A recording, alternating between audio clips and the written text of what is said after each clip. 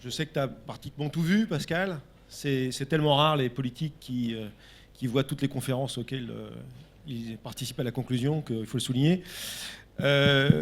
Donc la question que j'ai à te poser, c'est de dire, bon voilà, on est tous d'accord qu'il faut maintenant accélérer, qu'on n'est pas à la bonne vitesse, que l'humanité va dans le mur, que nous tout seuls, Français et même Européens, ça suffira pas, mais on a quand même un devoir d'essayer de changer les choses. Alors, selon toi, quelles sont les mesures vraiment à court terme qu'il faut pouvoir prendre pour inverser une trajectoire qui est suicidaire aujourd'hui? Comment les directions financières doivent se réveiller par rapport à ces sujets? Parce qu'aujourd'hui, on est un peu comme une voiture qui fonce sur l'autoroute avec plus beaucoup d'essence et on n'a pas de visibilité sur l'endroit où est la prochaine pompe. Donc, comment on fait pour accélérer? Qu'est-ce qui bloque réellement, vu de ton point de vue? Est-ce que c'est un problème politique? Est-ce que c'est un problème de lobby? Est-ce que c'est un problème de gouvernance? Il y a certainement plusieurs causes primaires. Quelles sont les causes primaires sur lesquelles on doit pouvoir travailler dans les toutes prochaines semaines pour essayer d'inverser une tendance compliquée? Allez, tu as 15 minutes. Merci Fabrice, et je ne suis pas là en tant que politique, ça ne t'aura pas échappé, mais en tant que directeur général du WWF, et je remercie le C3D d'avoir pris le risque et d'avoir le courage de faire conclure ces travaux par un acteur extérieur, qui plus est une ONG, puisque quand on a préparé ces travaux, petites voix m'ont dit, mais attention, hein, il y aura des directeurs financiers dans la salle. Il y en a.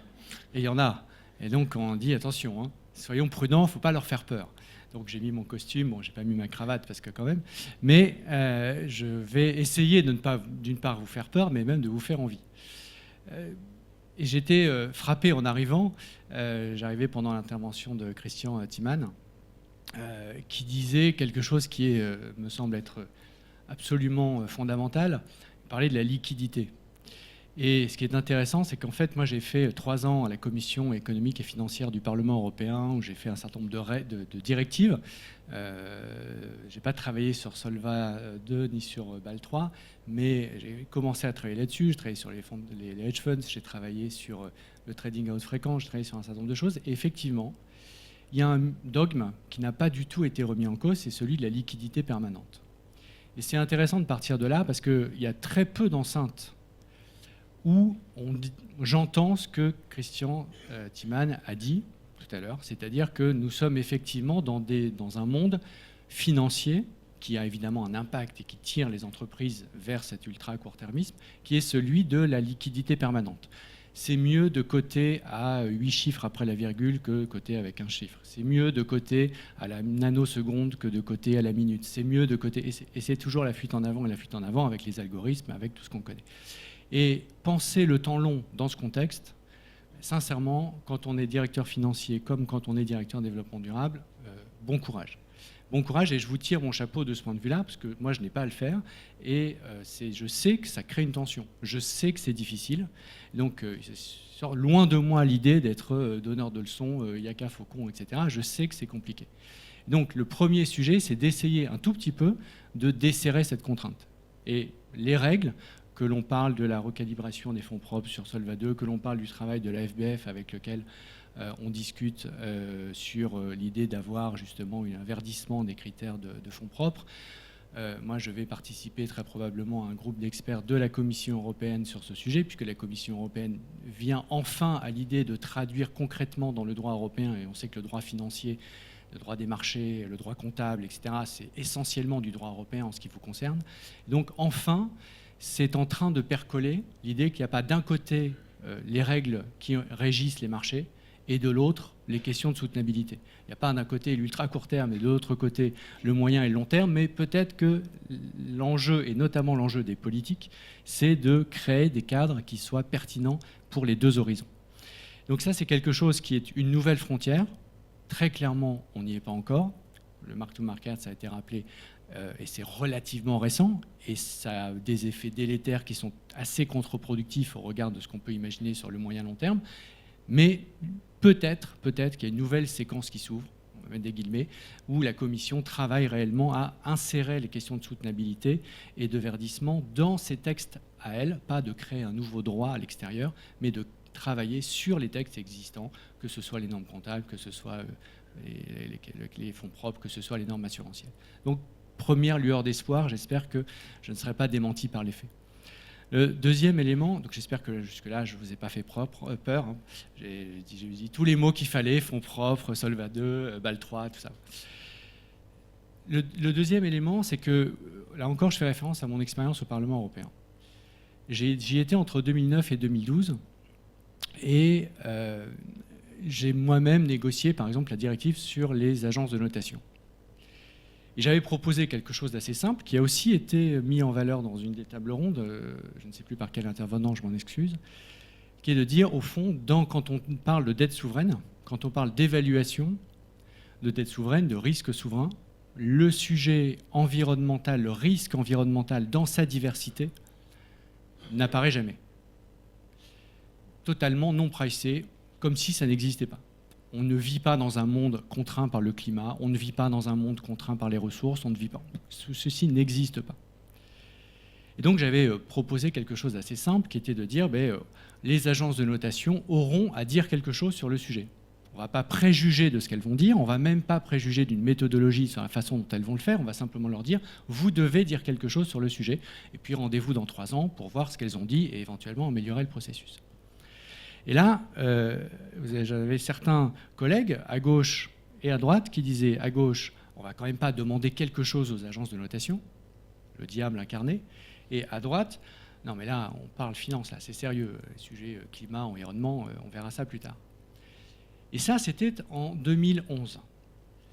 J'ai le sentiment, je me trompe peut-être, je pêche peut-être par excès d'optimisme, mais je ne pense pas, j'ai le sentiment que cette jonction culturelle s'est faite l'année dernière, avec tout ce qui s'est passé autour de la COP21, des objectifs du développement durable, plein de choses. Qui fait qu'aujourd'hui, on a, si je tire ce fil des agences de notation, que ce soit S&P ou que ce soit Moody's, et d'autres acteurs plus petits, encore plus innovants, qui se disent je ne peux plus faire comme si ça n'existait pas.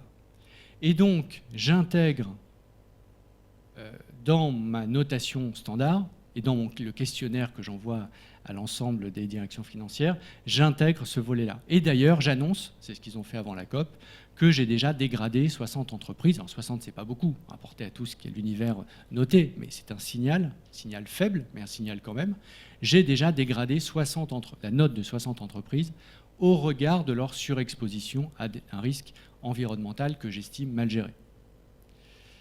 Donc, sur cette base-là, je me disais, mais c'est quand même extraordinaire. Il y a 3 ans, je proposais ça, c'était un non-sujet. Maintenant, S&P le fait tout seul, sans qu'aucune règle ne l'oblige à le faire. Et c'est pour ça que moi, je pense profondément que le premier facteur de changement, pour répondre à ce que tu proposais comme intervention et comme objet de dissertation, c'est le changement culturel. C'est le changement culturel qui précède le changement normatif et le changement des pratiques. C'est d'abord le changement culturel de dire il se passe quelque chose. Et il s'est passé, je pense, l'avenir nous le dira, je pense qu'il s'est passé un certain nombre de changements culturels qui contribuent maintenant à faire la jonction entre 2 mondes qui signeraient quand même assez largement. Vous aurez des tas d'exemples pour me démontrer que ça continue en partie de s'ignorer. C'est vrai, puisqu'on est au début du processus, clairement pas à la fin. Mais ces mondes, finance, soutenabilité, commencent à se parler. S&P, c'est un exemple. Quand Mark Carney, le gouverneur de la Banque d'Angleterre, dit ce qu'il dit sur la tragédie des horizons, j'imagine que vous en avez parlé, et ça débouche sur la fameuse task force, enfin sur le rapport qui va être rendu public la semaine prochaine, il se trouve qu'on y a un peu, on a regardé ça d'un peu près. Un des éléments qui va sortir, et qui est très important, et je ne peux pas penser qu'il ne sorte pas sous cette forme maintenant, puisque je pense que les arbitrages à ce stade ont été rendus, c'est que ça va être, si je reprends l'expression habituelle, forward-looking. C'est-à-dire que contrairement à ce que la plupart des rapports ISR ou ESG ou les bilans carbone, etc. font, ça ne va pas se contenter de dire quelle est l'empreinte carbone de tel industriel versus tel autre, ou de telle entreprise versus telle autre. Ça, c'est la grammaire du passé. Et c'est en train sérieusement de devenir la grammaire du passé. Ce qui va se passer maintenant, et c'est déjà le cas en France avec l'article 173, mais ça va se généraliser, c'est ça l'objectif de la task force, c'est d'être non pas donc backward looking, de regarder ce qui s'est passé et puis de dire bah tiens votre empreinte c'est tant, ok. C'est d'être forward looking et de regarder comment vous comptez progressivement aligner votre trajectoire d'émission, ou si vous êtes un investisseur, votre gestion de portefeuille, sur quelque chose qui est compatible avec l'accord de Paris, avec la lutte contre le dérèglement climatique. Peu importe que ce soit 1,5, sous les 2 degrés, bien en dessous des 2 degrés, l'accord de Paris est dans cette zone-là. Et donc, en gros, simplifions à 2 degrés, comment vous alignez progressivement vos émissions si vous êtes une entreprise, votre portefeuille d'investissement si vous êtes un financier là-dessus. Et ça c'est profondément transformationnel. Parce qu'on sort d'une logique où on était, je regarde une photo et je vois que Saint-Gobain émet beaucoup de CO2. Bon, très bien, ça ne m'apprend pas grand-chose. Effectivement, Saint-Gobain est une entreprise industrielle qui émet plus de CO2 que L'Oréal. Très bien. En quoi, si je désinvestis de Saint-Gobain et j'investis dans L'Oréal, je ne sais pas s'ils sont dans la salle, excusez-moi de les citer, j'ai contribué à la transition, j'ai contribué à régler le problème du changement climatique. J'ai rien fait. Par contre, j'ai effectivement réduit très sérieusement mon bilan carbone. Et donc, le sujet maintenant, c'est de passer de cette grammaire-là, qui était peut-être nécessaire à un moment donné, mais quand même assez frustre, à une autre grammaire qui est de dire, mais quelles questions je me pose, et quelles questions je pose à tel et tel émetteur, à tel et tel asset manager, à tel et tel investisseur institutionnel, pour dire, eh bien, progressivement, j'aligne ma stratégie, mon portefeuille sur les 2 degrés. D'abord, quelles questions je me pose? Est-ce que j'ai du mal à avoir les réponses? Est-ce que j'ai les réponses? Quand j'ai les réponses, qu'est-ce que j'en fais? Etc., etc. Et ça, évidemment, ça ne se fait pas en claquant des doigts. C'est une question d'années. Il ne faut pas que ce soit trop long, parce que sinon, on rate la cible. Mais ça ne peut pas se faire en 15 jours quand on est à l'échelle d'un grand gestionnaire d'actifs européen ou quand on est à l'échelle d'une grande entreprise française ou européenne. Donc, c'est en train de se faire. Et c'est, je trouve, toute la beauté de l'article 173, qui n'est pas un article qui vient du développement durable, qui vient purement des financiers. Son histoire, c'est intéressant, j'imagine que je ne sais pas si vous en avez parlé un petit peu dans la première table ronde, c'est septembre 2014, vous avez un certain nombre d'acteurs financiers français, mais pas seulement, qui prennent des engagements, en disant, je vais justement faire ce que je viens de dire, je vais regarder la cohérence de ce que je fais avec les 2 degrés. À partir du moment où des acteurs financiers peuvent le faire et disent qu'ils vont le faire, c'est plus facile, beaucoup plus facile pour le politique, en l'occurrence Bercy, de dire, bon, puisque je sais que c'est faisable, puisque certains acteurs français et industriels de la finance me le disent, je vais tirer le fil et je vais le rendre obligatoire pour tout le monde. Et en un an, on a réussi ce qu'on réussit très rarement, c'est-à-dire faire quelque chose qui parte d'un côté d'un leadership de l'industrie concernée, en l'occurrence la finance, ça pourrait être valable évidemment dans d'autres secteurs, on le généralise, et on le généralise de manière intelligente, c'est-à-dire en disant pas maintenant à partir de demain matin tout le monde va faire comme ça, mais en disant ok, on assume le fait que c'est innovant, on assume le fait qu'on est les premiers au monde à le faire, donc on ne va pas vous dire demain matin ça c'est blanc, ça c'est noir, ça c'est dans la boîte, ça c'est en dehors de la boîte. Par contre, rendez-vous dans 2 ans, obligation de commencer à le faire, et rendez-vous dans 2 ans pour voir ceux qui l'ont vraiment fait, ceux qui l'ont moins bien fait, mais avec un floor qui oblige quand même à le faire. Ce n'est pas purement volontaire, c'est obligatoire. Et on vous donne dans le décret concerné des indications. Typiquement, vous allez nous dire comment votre stratégie d'investissement est alignée 2 degrés. Et évidemment, les investisseurs disent, mais moi, je ne peux pas répondre à ça. Enfin, les asset owners disent, d'abord, je vais en parler à mon asset manager. Puis le asset manager dit, je ne peux pas le dire si les entreprises ne me le disent pas. D'où la construction de cet ensemble d'engagements que je trouve absolument fondamental, parce que vraiment transformationnel et aligné sur l'objectif final, qui est de ne pas dépasser les 2 degrés. Et là, aujourd'hui, on a donc 200 entreprises dans le monde qui ont pris l'engagement d'écrire leur trajectoire d'émission comme étant progressivement compatible avec les 2 degrés. Donc, qu'est-ce que ça veut dire pour mon business model? Qu'est-ce que ça veut dire pour mes achats? Qu'est-ce que ça veut dire pour ma chaîne de valeur? Qu'est-ce que ça veut dire pour ma R&D? Qu'est-ce que ça veut dire pour mon mix énergétique? Qu'est-ce que ça veut dire pour l'ensemble de mes activités? Et là, je pense qu'on est vraiment sur le bon positionnement. On est totalement transversal, c'est-à-dire que toutes les entreprises qui prennent cet engagement le prennent au niveau de la direction générale. J'ai évidemment rien contre les directeurs ni financiers, ni contre les directeurs développement durable, mais ce type d'engagement ne peut être pris qu'au niveau de la direction générale. et le suivent dans la durée, et ensuite le font valider parce que c'est une grammaire commune. C'est pas chacun fait son référentiel dans son coin, c'est une grammaire commune. Cette initiative, ça s'appelle SBT, Science Based Target. Un certain nombre d'entre vous travaillent, réfléchissent sur ces sujets. On a maintenant, en ce moment, c'était la semaine dernière, je crois, la première entreprise française dont la cible a été validée par le comité qui valide ça, dont fait partie le WWF, et ça prouve que ça avance. On en a une trentaine dans le monde dont la trajectoire est validée. On en a 200 qui travaillent dessus, 30 qui ont validé. Et je vous invite, parce que pour moi, ça fait totalement la jonction entre les problématiques financières et les problématiques de développement durable. Ça fait la jonction, c'est l'outil, c'est la boussole qui permet de parler de tout, mais tout en étant totalement dans le monde réel. C'est-à-dire, qu'est-ce que ça veut dire pour moi ? Qu'est-ce que ça veut dire pour moi, selon les secteurs. Et donc les méthodologies, évidemment, diffèrent selon les secteurs. Le changement culturel, je le vois aussi dans un certain nombre de réunions comme celle-ci qui font que les deux univers se parlent.